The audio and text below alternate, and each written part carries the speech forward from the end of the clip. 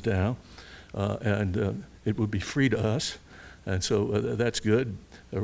Becca and Kim have put together, as I say, a luxury bus, bathroom on board, TV sets, and the whole thing. So we'll have lunch down near where the Cape May Lewis ferry comes from Delaware out over to Cape May, and we'll have lunch there and tour the battery, and then come on home. So that will be on September the 30th.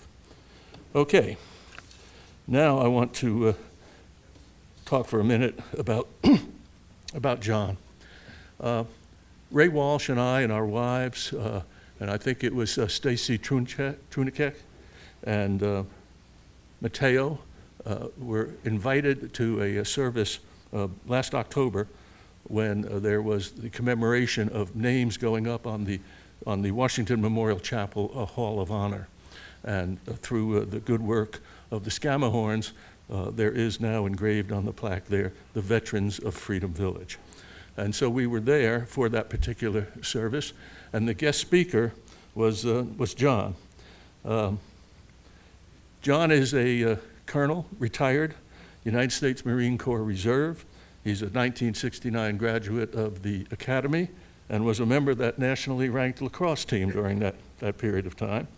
And Ray and I agreed that he would be an outstanding speaker for us, and despite a rather lengthy teaching schedule and speaking schedule, John accepted our invitation and is with us today.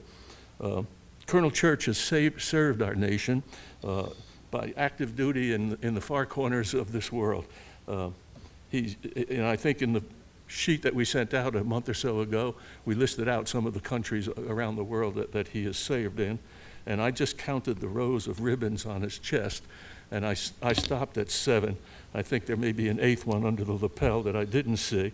But those awards include the Legion of Merit, the Meritorious Service Medal with 2 gold stars, the Combat Action Ribbon with 1 gold star, and the Navy and Marine Achievement Medal with 2 gold stars.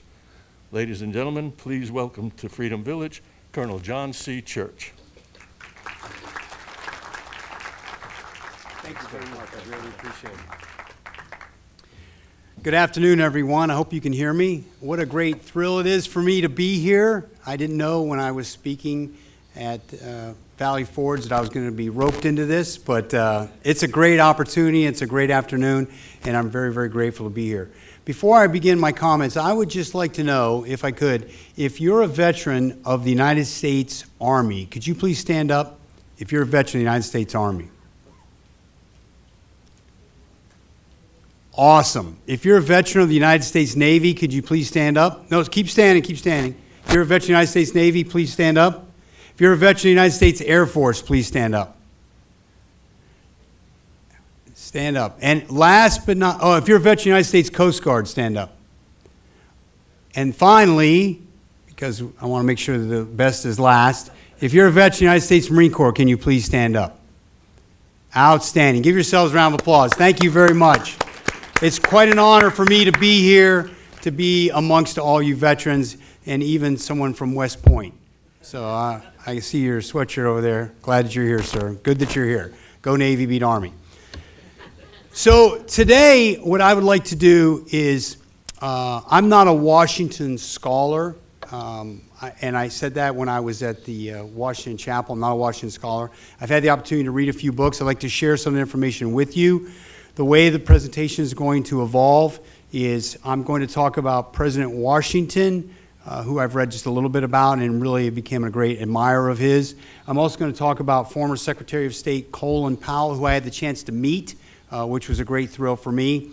And my service and his service overlapped one another for a short period of time.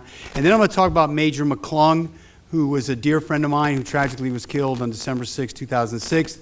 In just outside of Ramadi, Iraq. And we'll talk about those individuals as 3 very enduring and very empathetic leaders. And I found that there were similarities between the manner in which President Washington became who he became, the manner in which former Secretary of State Powell became who he became, and then the manner in which Megan evolved into who she became. So a little bit of last month with General Washington. His birthday, of course, is in February, and a little bit more this month with Major McClung, because March is Women's History Month. So March is Women's History Month, and today is the Ides of March, so congratulations to all you women out there.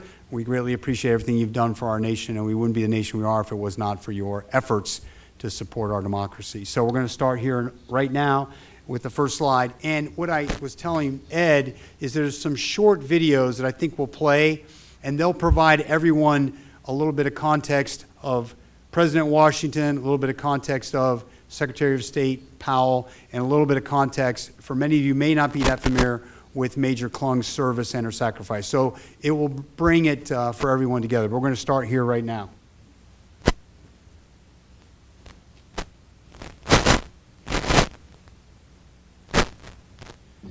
So I'm going to talk about President Washington at first, and I want to just share with you this book that I read.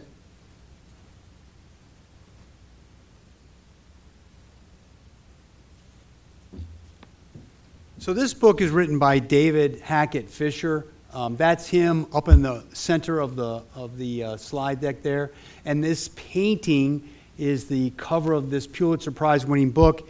And it's a fascinating tale of Washington, of how, I don't want to say that he lucked into his victories, because that certainly would be shortchanging him, but how he became the the commander of the Colonial Army and the individual leader that he was, and how that resonated throughout the colonial troops. And I don't want to go over the whole book, but I do want to go over a couple instances in the book which I would recommend. If anyone would like to borrow this after I leave, I'm happy to leave it here. Please read it. I think you'll enjoy it. I burned through it. It was absolutely amazing. Extremely well written. I really enjoyed it. What I'm going to do now is I'm going to play this first video, if I can. And this is about a 3 to 5 minute video about President Washington, how he became president. And I hope that I can do this. Hopefully. Let's see. Do you want to play that first video? You got it? Okay, it's coming up. And this will provide us a basic background, and then I'll speak about General Palmer and his work, which is the one to the right, Washington First in War.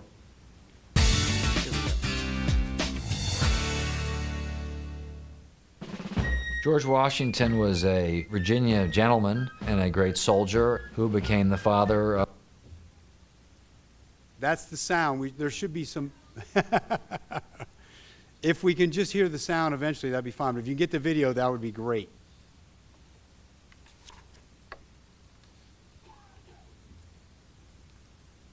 So while we're waiting, I will tell you about this painting. There was that... Oh, okay. Here we go. Great.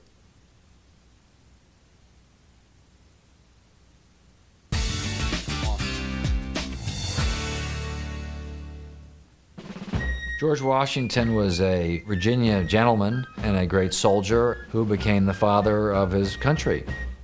George Washington, the first United States president, was born in Westmoreland County, Virginia, on February 22, 1732.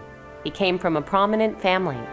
He had a very regal bearing. Washington's property holdings were extensive. He was homeschooled until the age of 16, when he left home to help map the boundaries of the English colony of Virginia. Then in 1752, his brother and his niece both died, and the 20-year-old Washington inherited his family's fortune, including their home in Mount Vernon, Virginia. George Washington was a slave owner, that he had hundreds of slaves. In 1753, when the French began seizing British territory in the American colonies, Washington, a major in the Virginia militia, was sent to defend the Crown's claims. Washington fought against the French and the Indians in the 1750s when he was a British officer. He led several military campaigns, and after the British won the war, he sought an officer's commission in the British Army. He was turned down for a leadership position in the British military and was embittered by that. In 1758, Washington left the militia and returned to Mount Vernon. Within 1 month, he married wealthy widow Martha Custis. Martha, along with the property, made him one of the wealthiest leaders in Virginia and in the country. Washington was elected to Virginia's House of Burgesses. He began to oppose the growing tax burden Britain was imposing on the colonies. America felt that Britain, its mother country, was exploiting it for taxation and not giving it the freedom that it deserved to chart its own course. George Washington was not a Patrick Henry or a Sam Adams or a Thomas Paine, any of the fervent extremists, if you will, who were leading the revolution. He was a more reluctant convert. In March 1775, Washington was elected to the First Continental Congress. 1 month later, the Revolutionary War began. Washington was literally the man on horseback who rode back to the Second Continental Congress, ready to take charge of the Patriot Army. In March 1776, Washington's army won its first victory, beating the British in Boston. The British evacuated Boston, and Washington moved his army to New York City. But within months, Washington was forced to flee New York City. George Washington lost battle after battle, but he never lost the war. He always lived to fight again another day. On Christmas night, 1776, Washington attacked the British. George Washington was a guerrilla leader. When he crossed over the Delaware River, he was using guerrilla tactics, stealth, to do it, and no one was expecting it to happen. Washington defeated the British in Princeton and Trenton, but following those victories was a long, harsh winter for the Continental Army. Valley Forge was the low point. That cold, bleak winter, they were walking barefoot in the snow. Washington's strategy was all about making it for another day. Washington won the last major conflict of the Revolutionary War in October 1781, with the surrender of the British fleet at Yorktown. In 1783, with the war over, Washington resigned and went home to Mount Vernon. Washington is pulled back into the political fray, back into Philadelphia in that hot summer of 1787, where they carve out the new Constitution. And he agreed to become president to help unify this new nation. On April 30th, 1789, George Washington was sworn in as the first president of the United States. Washington was the only man unanimously elected under the Electoral College. Washington led the young nation from the Capitol in New York City, serving 2 terms as president. Washington understood that for the democracy to be really a real democracy and for there to be popular rule and not rule by kings, he had to give up power. He had to set the example of the chief executive who voluntarily gives up power and goes home. On December 14th, 1799, George Washington died. When he died, he freed his slaves. He emancipated them upon his death. So Washington was, even in death, the unifying man. So I just offer that short video. Can you go back to the slides, please? That'd be great. I offer that short video just to give everyone a little sense of who General Washington was. And in this book, what I really found fascinating, and I want to share with you Washington's Crossing, is that Washington thought, after his service as a major, that the British Empire would say, "You're so great, you're so brave, you're so courageous, you're so smart, we're going to make you a senior British serving officer." And that did not happen.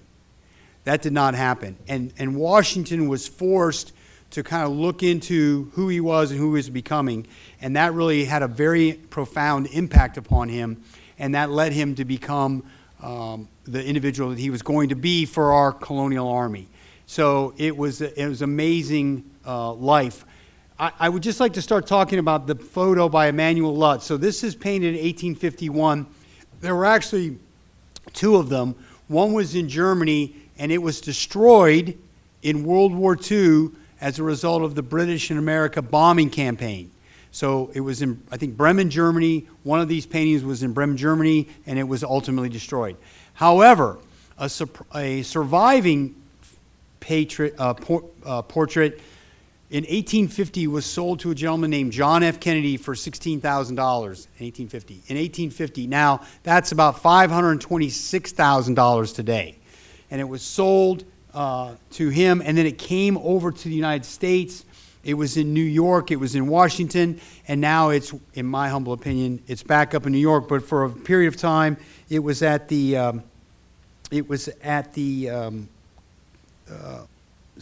not the Civil War. It was in Pennsylvania at the Delaware National Park for a period of time.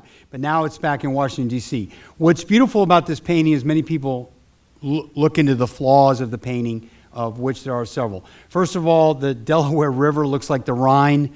The reason for that, this gentleman was in Germany when he was painting. And the United States flag was not the Stars and Stripes on Christmas Day, Christmas night, 1776. It wasn't even invented yet.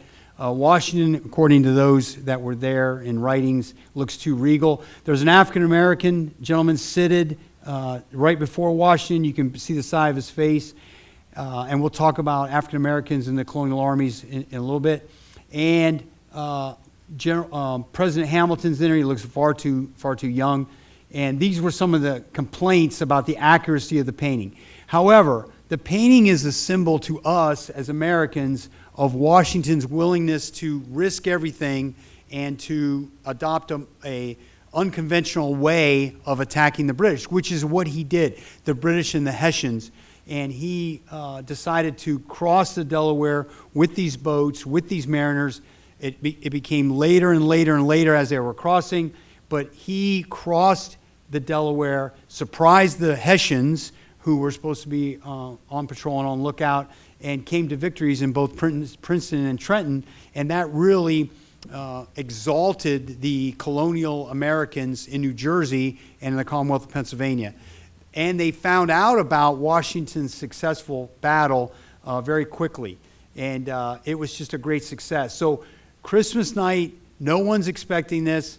Washington surprises the enemy, takes the tactical advantage at Trenton and Princeton, and pretty much, and then reeled back into Valley Forge, which was a long year, which was very difficult, and I'll talk about Washington and his establishment in Valley Forge. But I want to talk about the two councils.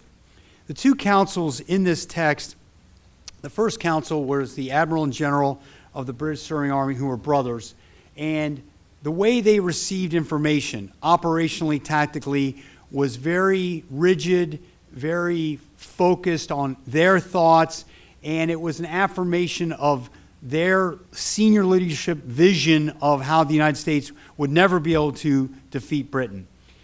Whereas eventually President Washington, he developed an insular sense of intelligence by talking to people all the time, talking to everyone, and allowing peers and subordinates, junior enlisted people, to come up to General Washington and talk to him. And he would take the time to listen to the postman, to listen to the grocery man, to listen to the farmer, to listen to the corporal, to listen to the private first class.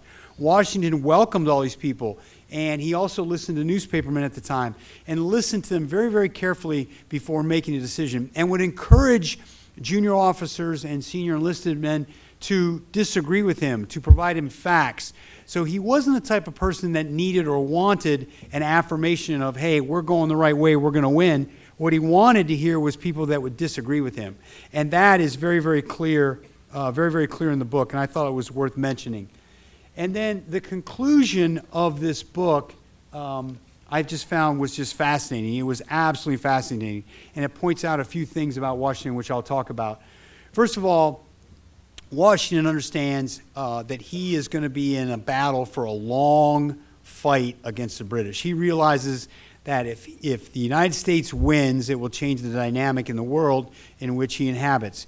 He also realizes that there are many different people responsible for any success that the United States might enjoy. And specifically, he's dealing with leaders from the 13 colonies. And when he's talking to someone from South Carolina, he cannot communicate with them the same manner in which he's talking to someone from Connecticut. He just cannot do that. And he realizes that, very savvily understands that. So it's really fascinating to me how Washington picks up that the colonial efforts from those from South Carolina and Georgia are distinctly different in many, many ways from those from Pennsylvania, those from Boston, those from New York. So Washington picks up on the 13 colonies and understands and is very adept at taking the best from those who wish to serve him at that time. One of the things that I found that Washington was very amazing to me as a leader was that he was willing to listen to the complaints when people didn't have shoes. There were soldiers that didn't have shoes. They had not eaten regular meals. They didn't have the right weaponry. And Washington would listen to this, and to his great credit, he would reach out to American financiers like Ronald Morris and others and say, hey, if you want to support the Colonial Army, we need you to lean forward. We need you to support us with shoes, with food, with weapons, with ammo, and with artillery pieces.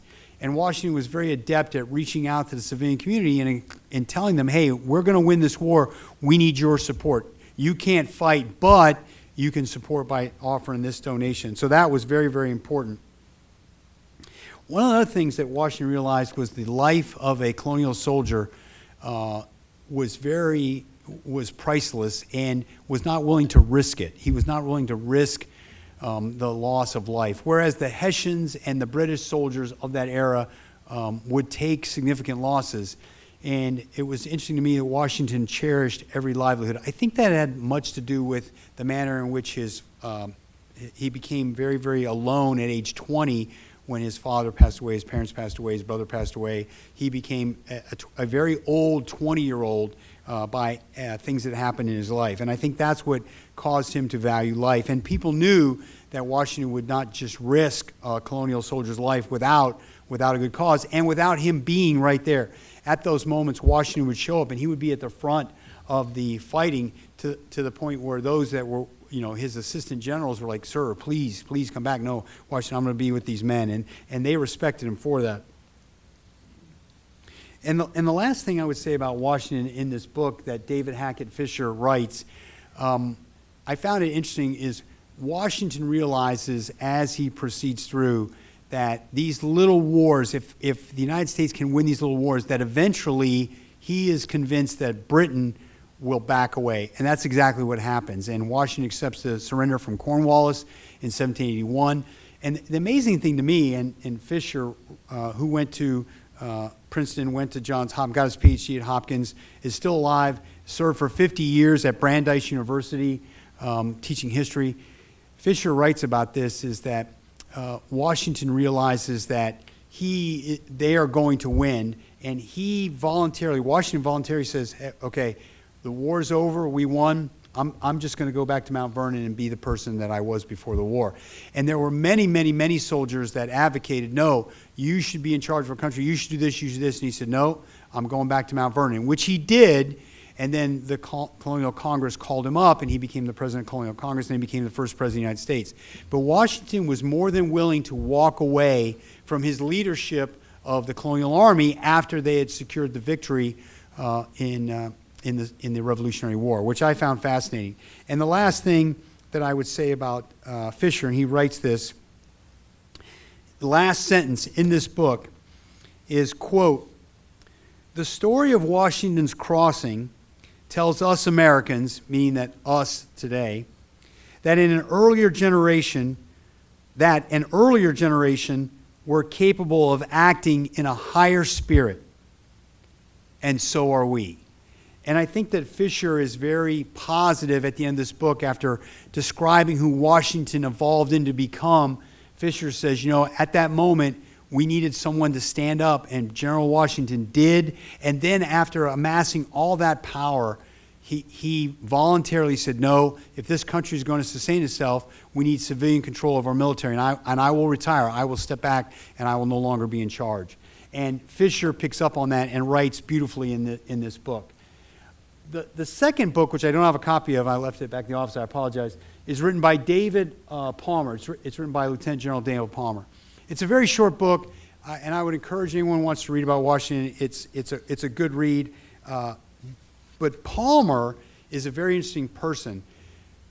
Palmer was an artilleryman. He did 2 tours in Vietnam. He taught at the South Vietnamese Military Academy.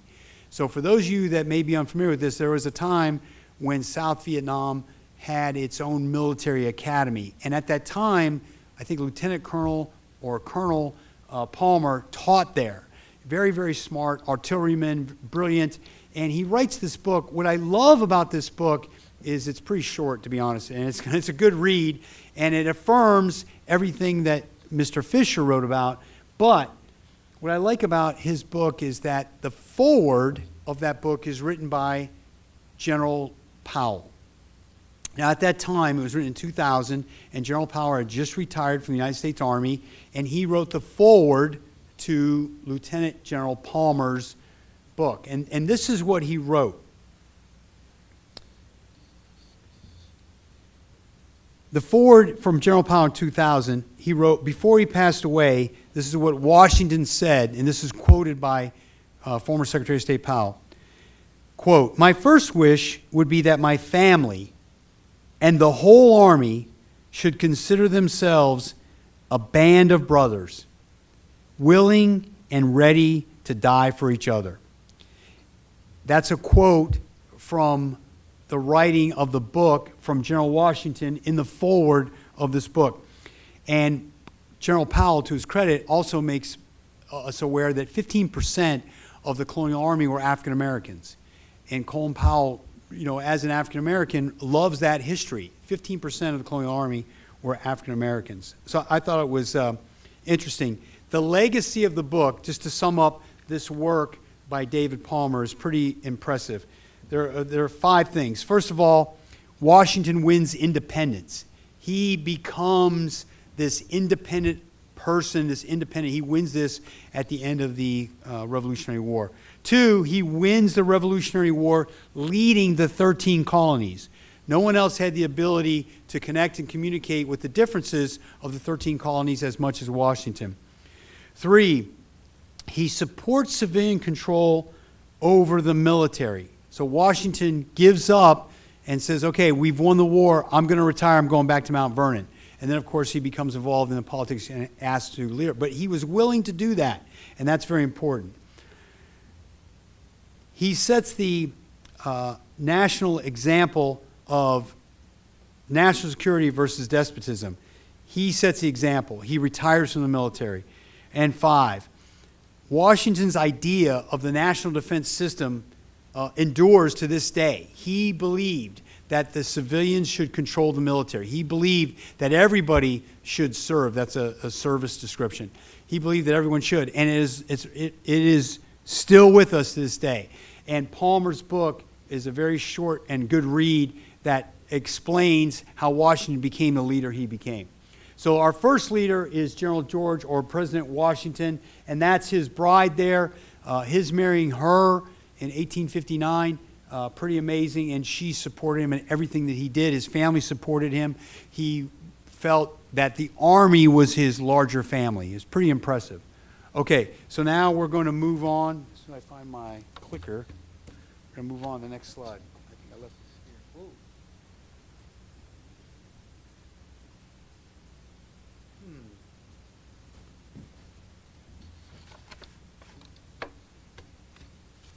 Oh, here it is. Sorry about that. All right.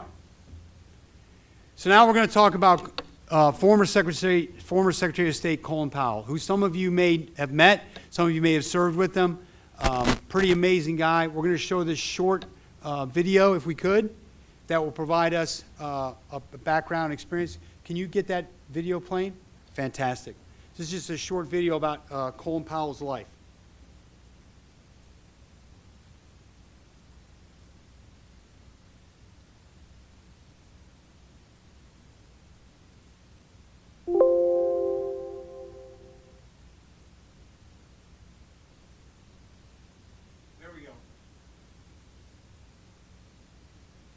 As we've reported, Colin Powell, a trailblazing military leader and the first black Secretary of State, died today from complications of COVID. His family said he also suffered from multiple myeloma, a blood cancer, which compromised his immune system. Nick Schifrin has this look back at his life and career. As statesman, we will defend our interests from a position of strength. And soldier. Our strategy to go after this army is very, very simple. First, we're going to cut it off, and then we're going to kill it. Colin Powell, first-generation American, became one of the country's most popular public figures and an American success story. We have moved from denying a black man service at a lunch counter to elevating one to the highest military office in the nation and to being a serious contender for the presidency. This is a magnificent country. I am proud to be one of its sons. He was the son of Jamaican immigrants and grew up in Hunts Point, a diverse neighborhood in the Bronx. His 35-year Army career began in the Reserve Officers Training Corps program, or ROTC, at City College of New York. He became a platoon leader in the Cold War Germany and then served twice in Vietnam. He rose quickly to become the country's only fourth black four-star general, and by the end of the Reagan administration, the first black national security advisor. The next chairman of the Joint Chiefs of Staff, General Colin L. Powell. Under President H.W. Bush, he was the first and still only black chairman of the Joint Chiefs, one of the most influential chiefs in modern times, the first to serve as principal military advisor to the president. It is most important that the chairman of the Joint Chiefs of Staff be a person of breadth, judgment, experience, and total integrity. Colin Powell has all those qualities and more. By then, he was a proudly reluctant warrior who created the Powell Doctrine. If force were used, it needed to be deployed overwhelmingly with clearly defined goals. In December 1989, 25,000 troops invaded Panama to overthrow Manuel Noriega. 130,000 Iraqi troops stormed the capital city of Kuwait. And in January 1991, Desert Storm to evict Iraqi troops who'd entered Kuwait. In days, the campaign eviscerated the Iraqi army, and Powell held regular popular news conferences. We are assembling a fairly sizable ground force that could finish off the job should that be necessary. Throughout his career, Powell was a mentor and inspiration to countless black officers, including four-star Army General Lloyd Austin, the first black officer to command a division in combat, and the country's first black Secretary of Defense, who spoke today in Georgia. I lost a tremendous personal friend and mentor. He has been my mentor for a number of years. He always made time for me, and I could always go to him with tough issues. He always had great counsel. We will certainly miss him. I feel as if I have a hole in my heart. By the 90s, Powell was so popular, both parties courted him as a presidential candidate. Ask him to become the 65th Secretary of State of the United States of America. He announced himself as a Republican and in 2001 became the first black Secretary of State. He was a popular secretary inside the department, known for modernization, empowerment, and promoting diplomacy.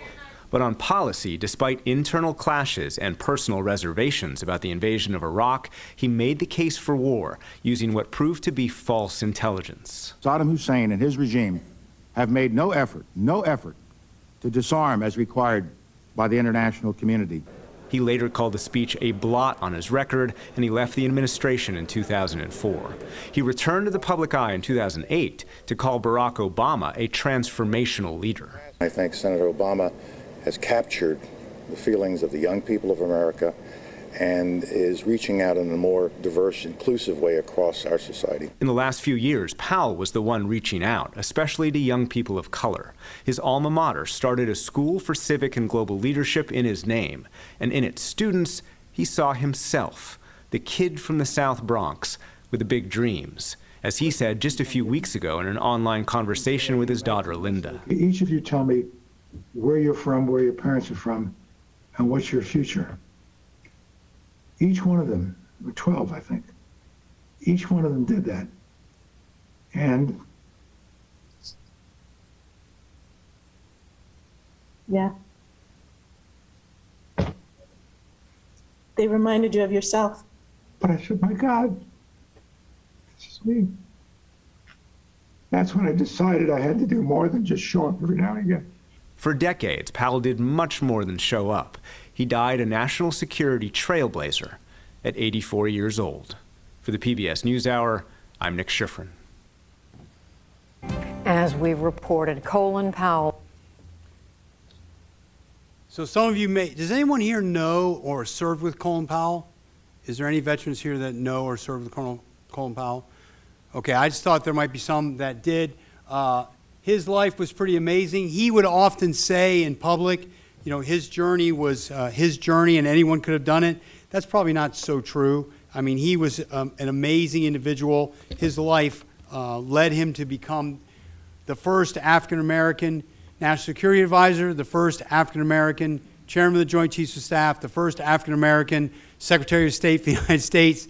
I mean, he just kept going and going and going. And his bride, Alma Powell was very, very significant and very much a part of his success. In this book, My American Journey, I think this was the first book he wrote, My American Journey with Joseph Perisco. Great book. I had reread it years ago. Someone gave it to me years ago. I had reread it again. What I particularly liked about it was the chapter about Vietnam. So in 1962, then Captain Colin Powell goes to Vietnam, and he is to be an advisor for the South Vietnamese South Vietnamese Army. So he is working, and he's what's called a Covan. And he doesn't understand the South Vietnamese, but he's trying to help them out. Meanwhile, his bride, Alma Powell, is back in Birmingham, Alabama. At this time, there's protests, there's people being killed, African Americans are being shot, they're being lynched, and he, of course, Colin Powell, is in South Vietnam and knows what's happening in the United States as much as he can possibly know. So it's very difficult for him, and as he goes through his year of being this advisor to the South Vietnamese, he becomes very passionate about their future. But it concerns him in 1962. He says, you know, I just don't think we have enough people. I just don't think we have enough soldiers. And he says it's going to take about 1 million men. And that's about exactly how many men the United States offered in this conflict. Now, General Powell comes back in 1968. He is a lieutenant colonel at the time. He's in a helicopter crash that almost kills this general that's in it, but he survives, thankfully, and he's there, and he's part of the next thought process, a larger scope of what's happening in Vietnam. And again, he keeps resulting back into his own mind of, I just don't think our country understands where we are in this war. We've lost touch with reality. That's the way he's thinking retrospectively at the end of his career, but he's thinking about that in 1962 and in 1968. He earns his MBA at George Washington University. He becomes a White House Fellow, which is a great opportunity for him. He advances up through the ranks, and then as you saw in the video, President Bush asked him to be the chairman of the Joint Chiefs of Staff. Then he asked him to be President Bush, the younger, asked him to be the first African-American Secretary of State. Just as he was Secretary of State, he was briefing, at the time, I believe it was 5 presidents. It was President Clinton, President Bush, the younger, President Carter, President Ford, and President Reagan. So General Powell is just retiring, and he's briefing these presidents about what the young people needs. And the presidents, to their credit, turn to then soon-to-retire General Powell and say, well, you should lead them. You're the guy. You think young people need this, you're the person to put it forward. So he starts America's Promise Alliance, and then he kind of turns it over to his wife. She's the CEO, if you will, and some younger people, but he is the person that keeps driving this connection between young people and internships, young people and opportunities. He keeps driving this for over 25 years, and at the end, he was telling his daughter he was going back and visiting with young people, and he saw himself in young people. I met him November 15th, 2017. So I met former Secretary of State Colin Powell. He came to Temple University, and I was invited as a representative of Valley Forge Military Academy College to go down and listen to former Secretary of State Colin Powell speak to the members of the Fox Business School and invited guests. So I was pretty excited. I'd never met him before, but I'd read about him, and I went down there, and it was an amazing presentation. Admiral Lynch spoke first. He was a great speaker. He spoke first and talked about leadership, talked about business, talked about the Navy. And then former Secretary of State Powell got up, and he was very disarming, very, very true to life, who he was. And this is a reporter's recollection of that visit. And I just want to read just a few things that this reporter said about former Secretary of State Powell. He said, Powell says inspirational leaders create inclusion and appreciation. They empower their team to be part of the process. They show their appreciation through genuine kindness and interest in the people who work for them and with them. He described the time during his tenure as Secretary of State when, while bored in his office, he would often leave to go socialize with the mostly Immigrant Valley drivers who served the White House and Congress. Powell said that while he recognized he was a leader, he was also an equal. I will tell you that I saw this personally as I was watching him speak. He was the last speaker. They said when he's done talking, there's going to be a private get-together. Certain individuals, I was one of them, will be able to meet Secretary of State Powell and talk to him personally. Unfortunately, I have 4 teenage kids, and I knew I had to be back home. I had to leave, get ahead of traffic. So I said, damn, I'm going to miss this opportunity to speak to Secretary of State Powell. So when it was over, I got up, I worked my way back, and I had to go through this room. And as I'm getting through this room to get to the exit, I hear this noise, and there it is. There's former Secretary of State Colin Powell walking towards me. And as I'm standing there, he looks at me and he says, Marine. And the first thing I did was I came to attention. I was in uniform, this uniform, and he says, Marine. And I said, yes, sir. And he said, where are you going? And I said, sir, I hate to be rude, but I have 4 teenagers and I have to get home. And he just started laughing. He says, come over here. And he met me and talked to me. We talked a little bit about my time in Iraq, his time in Iraq, my time in Afghanistan, his time in Afghanistan. And he said, well, you have 4 teenagers. You better get home. And I said, sir, as much as I'm enjoying this, I do have to leave. And he said, I know you do. He goes, John, have a great day. Pleasure to meet you. And as I walked out, I was like, man, I really have to get home. I wish I didn't have to. My wife's waiting for my 4 kids waiting for me. I have to get home. But he just made me feel about 10 feet tall. And he had done that with service members throughout his career, to include Secretary of Defense Lloyd Austin, who said quite candidly and quite honestly, when Colin Powell died, I felt as though I had a hole in my heart. Truthfully, just a great man, very sincere about our country, very sincere. And what I love about this book, and I think it's in his other books, at the end of it, these are Colin Powell's 10 rules. 10 rules? His 13 rules. 13 rules. Colin Powell rules. Number 1, it ain't as bad as you think. It'll look better in the morning. 2, get mad, then get over it. 3, avoid hanging your ego so close to your position that when your position falls, your ego goes with it. 4, it can be done, which, by the way, is the only one with an exclamation point. It can be done. 5, be careful what you choose. You might get it. 6, don't let adverse facts stand in the way of a good decision. 7, you can't make someone else's choices. You shouldn't let someone else make yours. 8, check small things. 9, this is 2 words. 9, share credit. 10, remain calm, be kind. 11, have a vision, be demanding.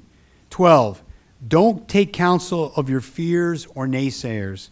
And 13, perpetual optimism is a force multiplier. All true about Colin Powell, all true about the individual that he was and that he became over the years. Truly a great American. He died around the same time that my father passed away. Great loss for our nation, just a tremendous loss. So his wife, an amazing person, still alive. She, to her great credit, she went to Fisk University. She became a school teacher. I think she was a botanist at one time. She leads the America Alliance right now. She's just an amazing individual. And again, former Secretary of State Powell and his bride, very, very close throughout their entire lives. Truly a loss to our country. Okay, we're going to go to the next slide. And we got a short video about Megan. We're going to play it for you, and then I'll brief her, and then we'll round things up. So this is going to play about Megan. Yep.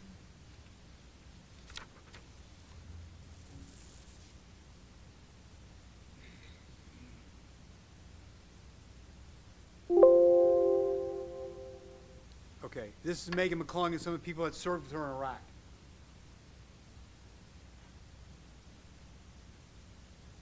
One word to define Major McClung. That's good. One word to define Major McClung. Fire. Um,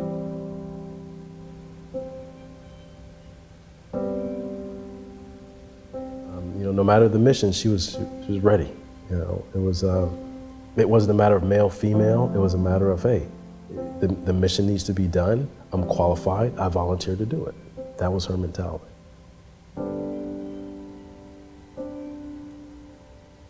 Her legacy as a Marine Corps officer began at the Naval Academy, but her father was also a Marine, and so it was sort of her destiny. She was just intense all the time, but not intense where it's, that fake motivation. It was pure, intense, find a way to make a way to accomplish the mission.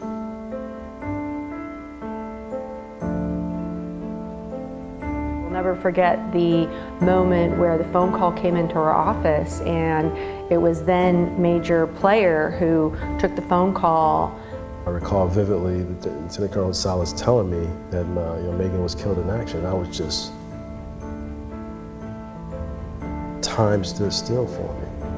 That could hear what the phone call was about, but then just summoned me to go round up the group and get them over to our office.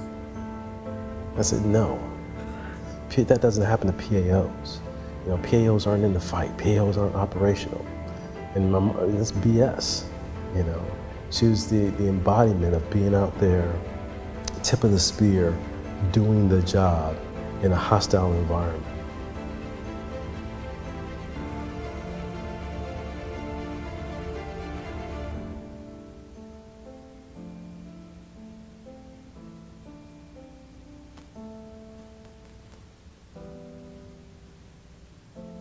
That picture that you see right there, that's Megan running in Iraq. So of the many things that she did to make our lives better, one of the things that she did was tell the Marine Corps that they were going to have a Marine Corps marathon in Iraq during the time that she was there, and that's exactly what she did. She was an amazing person. That's her mother right here. That's Mrs. McClung, Dr. McClung, her mom right there. Her father, who I met both of them after Megan's passing. They both doctors. Mr. McClung was a veteran of the United States Marine Corps, Vietnam veteran, very proud of his service. Megan aspired to be like her father in many ways, and she was. Just an amazing individual. Tom Salillo wrote this book. It's just out now. I'm in the book, and we'll talk about that in a moment. I talked to Tom a few days ago, told him I was coming here, and he reminded me, which I was very grateful that he did. Megan had many quotes that she would write. She had a great many things, and she kept in contact with her parents very, very well. And one of the things that Megan wrote or kept in her life was a quote from Dr. Martin Luther King. And this is the quote that she had written down and she kept, and Tom saw it when Dr. McClung, the mom, said, hey, this is all Megan's stuff. You can read whatever you want. It says, quote, "The ultimate measure of a man is not where he stands in moments of comfort or convenience, but where he stands at times of challenge and controversy." And Megan was that type of individual. She understood. I first met her when I was a captain for my sins. I was stationed at the Pentagon. I would not recommend that to anybody. But I had to go to Quantico, Virginia to give a brief about public affairs officers and our career path. For a short period of time, I served as a public affairs officer, and then the Marine Corps realized they made a mistake and put me someplace else. But I had to go and give this brief, and she was one of the Marine officers that came up to me and said, I'm very interested in becoming a public affairs officer. And I said, okay, it's not a guarantee. You have to work hard, apply for it, and best of luck. And then a few months later, she was assigned to our office, temporarily assigned duty before she went to school, and she worked with us for a while. And I got to know her, and very nice young person. I really enjoyed meeting her. She was great. And then years later, I'm in Afghanistan, and I'm not Afghanistan, I'm in Iraq at the time, and she reports aboard, and I go, I remember you. She goes, I remember you too. You were a captain. I said, I was. Now I'm a lieutenant colonel. And she said, well, I'm a major. And we started working together. We were both working with the brigade, the Army Brigade, and she and I were the only two, she and I and another Marine were the only three officers that were not Army officers. The rest of the officers were all Army officers, many of them West Point graduates, but that's all right. But her life was indicative of who she was evolving to become. She was a great leader. She cared about the troops. There's many stories. I'll just tell one. She was in the chow hall one afternoon or evening, and these 3 or 4 Marine soldiers came in, and they didn't look, very clean. They just come off a long mission, and they came in to eat. And there was somebody in the chow hall who said, we can't let you in. You need to go shower and change before you come here to eat. And these guys were really tired, and they lost some of their professionalism, and they were getting into a fairly heated argument. And Major McClung walked over. I believe she was a captain at the time. She walked over and she said, "Hey, can I help you?" And one of the soldiers, one of the Marines said, "Hey, we just came off a 10-hour mission. We just want to get some chow and go to bed. And this guy's not letting us." And Major McClung, or Captain McClung at the time, spoke to him and said, "Hey, this is why we're doing this. These guys just came off this mission. I know they're supposed to have showered. I know that. Can you please bend the rule and let them eat?" And she was very forceful, very tactful, and got these guys their chow, and they all thanked her profusely. And afterwards they said, we really appreciate that. And that's the kind of person that she was. She was very true, very sincere, felt that we were doing good things in Ramadi, which we were. The morning she went out on mission, Captain Travis Patrican, who tragically was killed, Specialist Vincent Primonte, who was killed, they were in one vehicle, and the driver didn't see it. An IED exploded, killed Megan, Travis, and Specialist Primonte. The driver was burned, but he survived. And I was taking the Army National Guardsman who was going to be with this unit longer than I was, and having him being briefed by Lieutenant Colonel Joe Kelly, who later became a Brigadier General officer, an Army officer. And we were sitting there, and a staff member came in, and he was in tears. He was in tears. I'll never forget this. And he said, "Sir, Captain Patrick and Major McClung and Specialist Primonte are killed." And I looked at Joe and I looked at Clark, and I just said, "I hope that's not true," to myself. And to his credit, the Lieutenant Colonel said, "Go check, confirm that information, and come back to report to me again." So his battle captain left, and I didn't say anything. I don't think Clark said anything, and we just continued with the brief. And about 10 minutes later, he came back in. He said, "Sir, it's confirmed that all 3 of them are KIA."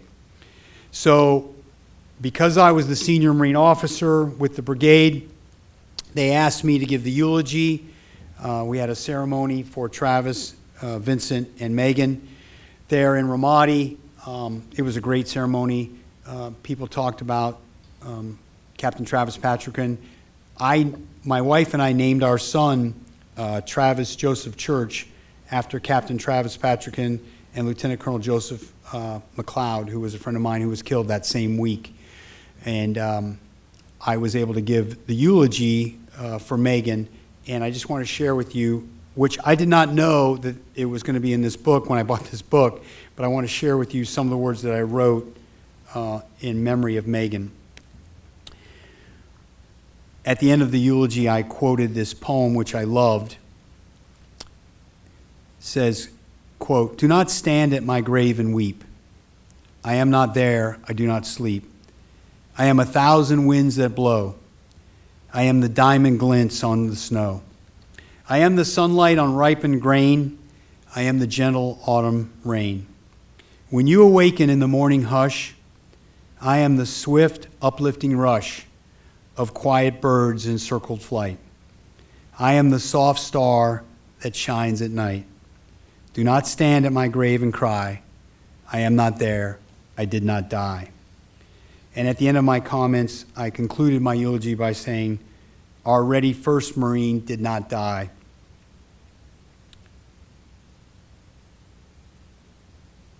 I said, "Our ready first Marine did not die. She lives on in a better place now, laughing, running, and leading."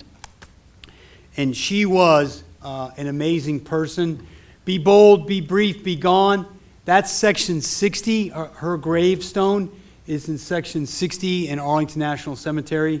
Many, many, many of our Iraq and Ramadi vets are there as well, friends of mine who no longer live. So her life was just amazing. And as I read this book, which just came out last month, and as I thought about General Washington, as I thought about former Secretary of State Powell, it occurred to me that there are some similarities in all three of these individuals.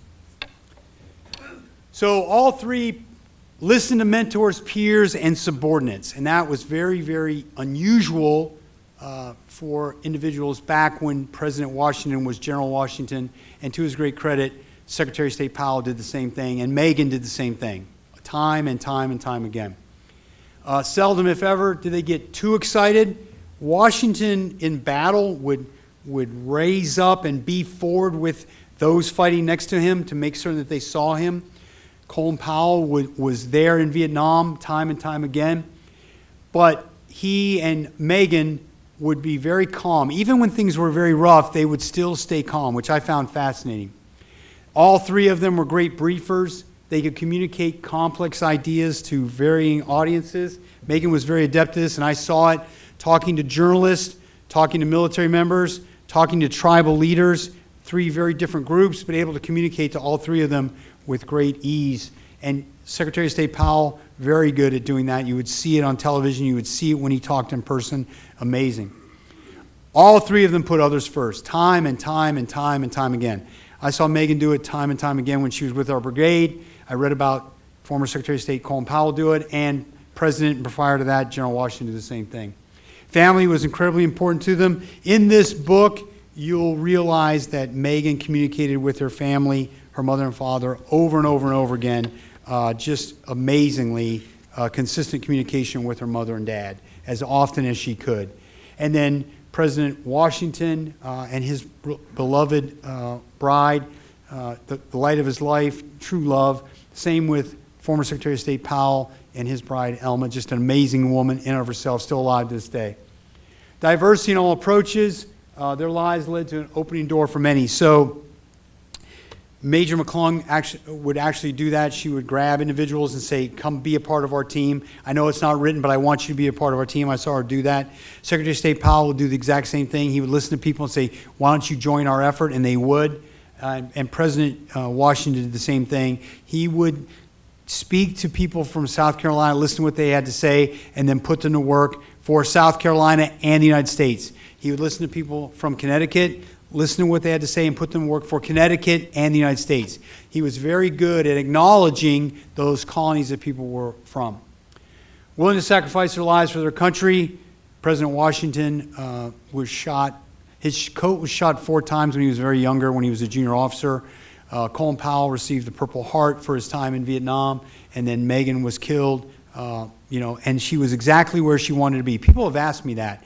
Why was Megan McClung with the news at that time? Why wasn't she with someone else? And I said, I just want you to know, Megan pretty much controlled her own schedule. People didn't really tell her what to do. She kind of decided what to do and then said, this is what we're going to do, which would support then Colonel McFarland, the brigade commander. So she was exactly where she wanted to be. She was doing exactly what she wanted to do. There was no doubt in her mind, no doubt in my mind, no doubt in Colonel McFarland's mind. She was exactly where she wanted to be. Colonel Sean McFarland was a brigade commander, later became a 3-star general, retired from the Army now, just a great person. So as we celebrate President Washington last month and his life and the lives of Secretary of State Colin Powell and Megan, I ask every citizen here and those that you know, I would hope that they would become enduring and empathetic leaders. And when I say enduring, I mean that their lives project this idea of reaching out to people. And when I say empathetic, I don't mean the person that says, hey, I know what it's like to be you. It's the person that says, I don't know what it's like to be you, but I can imagine your challenges are very troubling right now. How can I help you? That's the type of person that Megan was. That's the type of person that I believe Secretary of State Powell was. And that's the type of person that General Washington was. So, ladies and gentlemen, that concludes my prepared remarks. I am more than happy to take as many questions as you will offer to me. Happy to do it. I thank you again for being here, and I thank each and every one of our veterans for their service. It's an honor for me to be standing in your presence today. Thank you very much, and Semper Fidelis.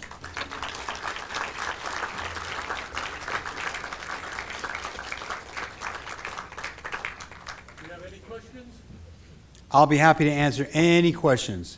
If anyone wants to throw down Army versus Navy, I'm ready. Let's go. If you want to throw down versus Army. That's right. The Air Force does have the Commander's Cup. They're pretty good.